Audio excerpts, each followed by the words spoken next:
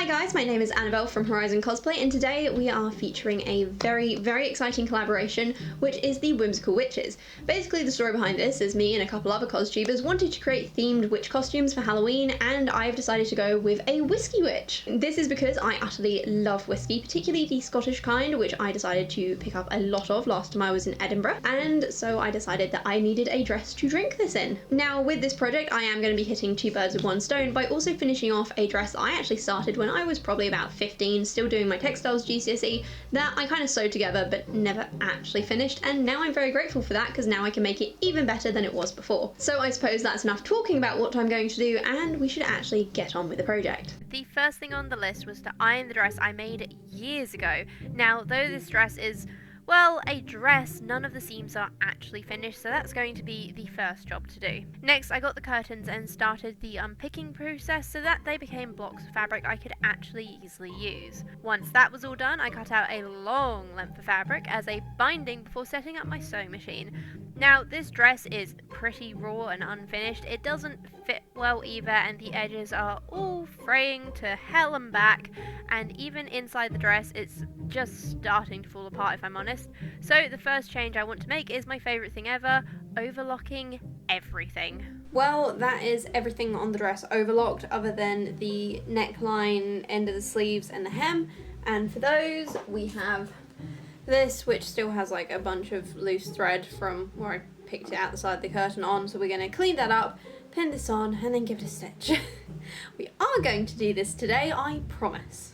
I then pinned the long strips of brown fabric to the last raw edges. My floor was admittedly covered in cat hair as well while cutting out, which meant that I had to clean the fabric quite a bit before I could stitch it. However, stitch it we did, and I even overlocked it too. Once that was done, it was then a case of pinning all those pieces down before going round and hand stitching everything. Of course, I did it all on the inside with teeny tiny little invisible stitches, and this honestly took forever. But luckily, I had Raya in The Last Dragon to keep me entertained while I sewed. And this is what it looks like done. Not to mention, we definitely need to take a moment to appreciate this incredibly neat and even hand stitching. Not to toot my own horn or anything here, guys, but I think I might just be getting good at this. So that is the dress finished, and considering that I started making this when I was 15 and I'm now like 25, taking 10 years to finish this project, I have to say is one of the best things I've ever done, for the simple case of I think I finished it off really well, and as I say that I see some threads that need trimming. One second. But yeah, so it looks really nice. I think putting a solid colour outline around the neck and the arms and the base of the dress was a really good decision because it just makes it look like a proper dress. However, this isn't it. We're aiming for a Whisky Witch, and as cool as this looks, I think it's a good base layer. So the next thing to do is a corset, and probably also an apron, because I don't want to spill things on my lovely dress when I'm mixing drinks, do I? I decided on an underbust corset for my Whisky Witch and made the pattern using the duct tape technique, which I'm actually going to be bringing out a how-to video on soon, so if you want to learn how to do it, make sure you hit that subscribe button. Once the pattern was complete, I started by ironing some leftover curtain lining fabric from another project to use as the corset lining. I then cut it out, pinned it together, and then tried the pin together one on. It was perfect, and so we moved on to the real fabric. Most of the real fabric was from a brown cotton curtain, but I did steal a central panel and the modesty panel along with two strips of fabric for the edges from a bluey purple cotton curtain that I'd actually acquired for another project. Thankfully, this didn't take up too much fabric, so I had plenty left over for my other one to do. Once everything was cut out though, it was time to pin it all together, and boy oh boy, I loved how all those colours went together. Good morning everyone, how are you all today? I am good. If my eye looks really swollen, it is because Sherlock literally caught my eyelid with his claw the other day and it really freaking hurts. But otherwise, I think we should get sewing.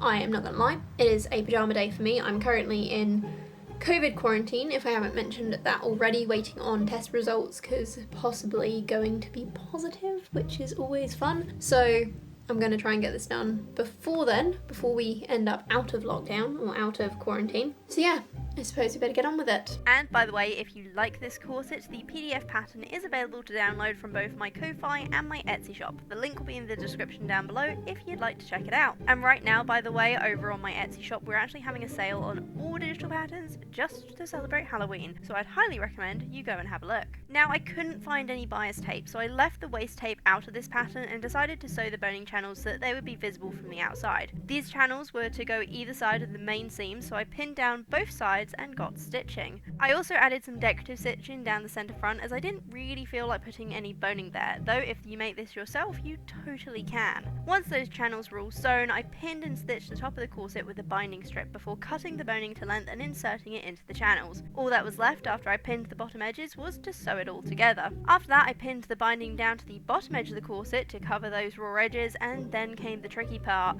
inserting the grommets. Now I picked my smallest grommets for this corset, 6mm if you wanted to know, and put 9 of them down the back of each side. Now I know these don't look the best. What I want to say right now is don't worry, I will be hand stitching over them, just not right this second. Okay, so the corset is looking rather done. It isn't finished, but it's definitely on its way there and not far off, with just a bit of hand stitching left. The modesty panel, however, definitely not the right size, so we're going to do a little amendment to that because I'm too lazy to make a whole new one. And you know what, it's getting late and this is for a Whisky Witch costume, so I think we should have some whiskey. Now the whiskey I'm having was purchased when I did an actual whiskey tour in Edinburgh, and because I'm me, I'm going to have it as a whiskey and coke. That should be more than enough to get me through the evening. Also, this whiskey was really, really good. Anyway, once I had a drink in hand, I needed to add a bit of length to my modesty panel. I did this by sewing 2 pieces of scrap fabric to either end of the panel. This actually worked perfectly and added a little detail to what would otherwise have been a plain blank piece of fabric. Next, I decided to push off the hand sewing, as by then I'd learned both me and Ben did not in fact have COVID, and so could take a long drive to visit my parents the next day, in which I could hand sew as much as I wanted to. This meant that it was time to work on the apron. I had a nice piece of rectangular brown fabric left over, so I decided to cut it into 2 pieces. One piece being the main body of the apron and the other piece cut in half again and folded over to make the straps. I stitched along the edge of the straps, foregoing overlocking those raw edges for once, and turned them inside out before running several rows of stitching up them. I then pinned the edges of the main apron to be square before deciding to add this length of brown lace I had found to the bottom of it. I did this by going over the top edge of the lace with a teeny tiny little zigzag stitch. I then went around the rest of the apron with a zigzag stitch as well. Also at this point I realised I'd put the straps on backwards, but as they will be hidden under the corset, I decided not to unpick them. Okay, so that is this cute little apron thing done. Got a little bit of brown lace at the bottom. It's very, very cute, which means the next thing to start is the hat. So wish me luck. Now, I had a few days where I hand stitched over the grommets, but otherwise, because of life, I didn't actually make much progress on this project for a little while. But then it was time to start on the hat. For this, I used a pattern by Sew for Home called the Dead Rose Witches hat, and this meant printing off and sticking together and also cutting out a PDF pattern. Once that was done, I had the problem where I just had no interfacing, so I got a little creative. The lining of a curtain that I had used for a recent project was that blackout plasticky stuff that was rather stiff, so I decided to give this a go. Also because it might make the hat just a little bit waterproof, but I've yet to test this, so I cannot say yay or nay to that one. However, I do live in the UK after all, and so you never know when you're going to get rained on, so it's always good to try and make things waterproof when and where possible. I then cut out the pieces in the brown fabric too. Okay, so I am definitely having a pyjama day today and we are finally going to get this hat finished. So far I have cut everything out, I've pinned it all together, so this is like the pointy bit of the hat and this is the circular bit of the hat, so we have all the layers together. We have where the darts are going to be going as well, because that apparently helps shape the witch's hat. I am thinking it's going to be a bit more floppy than I would like. Ideally you're supposed to put wire around the brim, but I honestly just don't have any. So we're just kind of going to go with it being a bit of a floppy witch's hat, and if at a later date I can add some wire, that is what we're going to do. Anyway, we better get sewing this because I would like to do a photo shoot like tomorrow, so this needs to be done.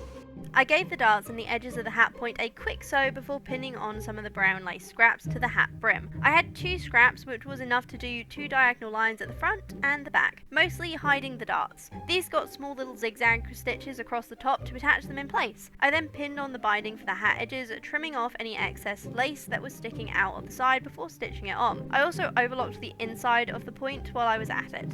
Okay, so this hat is literally pinned together and the edges aren't done and the whole thing is super messy, but can we just appreciate for 1 second how perfectly this fits on my head? Like, I always thought I had like a small head for an adult, but either this was also made for a small-headed adult or I just got really lucky with how well it fits. So yeah, pretty pleased about that. Gonna stitch it all together now. Also, at some point I seem to have added a band around the base of the point. I can't actually remember when it was that happened, and I don't seem to have filmed it, but it is there. So the next thing on the list was to stitch the base of the hat to the point. This went on really easily and got overlocked afterwards. And now we are on to the final stage of this project, hand stitching the rim of the hat. With all that done, there is only one thing left, and that is the grand reveal, along with a bottle of whiskey.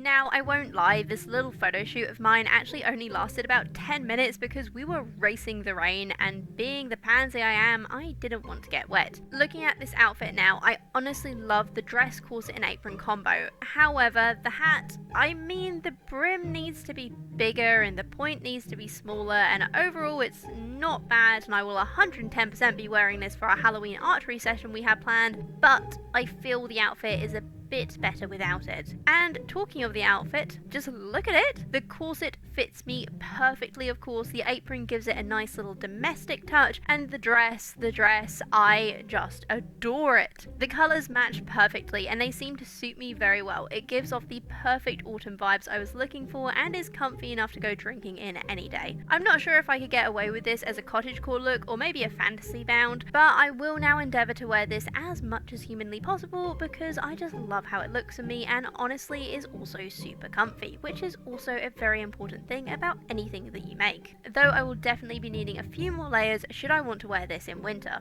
Talking of layers, the one real adjustment I might make to this ensemble is to make a petticoat to go under the whole thing. I just feel the skirt is a little bit flat and has a tendency to cling to my legs, but I'm going to wear it just a little bit more before I decide how exactly I want to make the petticoat so it will best complement the outfit. Well guys, that's everything for today. Thank you so much for joining me for my Whisky Witch creation as part of the Whimsical Witches collaboration. I will link the playlist at the end of this video and in the description below if you want to check out everyone else's creations. They look utterly amazing and I cannot wait to binge watch it myself. Otherwise, for more Halloween and spooky season content, please do hit that subscribe button because I will be back next week with another sewing video. I suppose I will see you then. Like this video if you enjoyed it and leave a comment if you want to tell me how you like my witch. Bye!